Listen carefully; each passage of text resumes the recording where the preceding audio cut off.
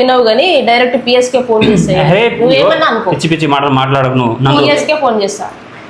రైతు పట్టాల కింద పోయి సావరా? అదే మా ఇంటి మీద సత్తాను. నేను ఎందుకు సావాలి?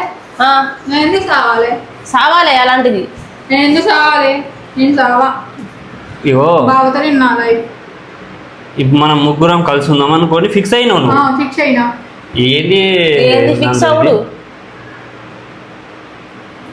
సరేలే, మొత్తానికి ఇప్పుడు ఎలా వచ్చేసింది, ఇప్పుడు ఏం చేద్దాం అది చెప్పు.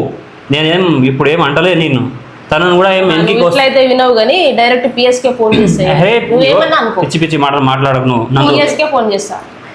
ఇగో పిఎస్ లేదు, ఐఏఎస్ లేదు, అర్థమవుతుందా? ఏంటిది? ఏం అర్థమవుతుంది? నీకు అర్థమవుతుంది అసలు ఏం చేస్తానో?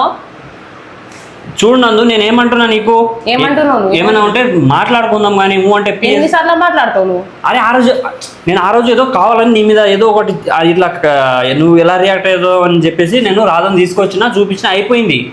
ఆ రోజు తోటి నేను నీకు మళ్ళీ ఫోన్ ఏం చేయలేదు, అంతా ఏం లేదు. కానీ అంత సడన్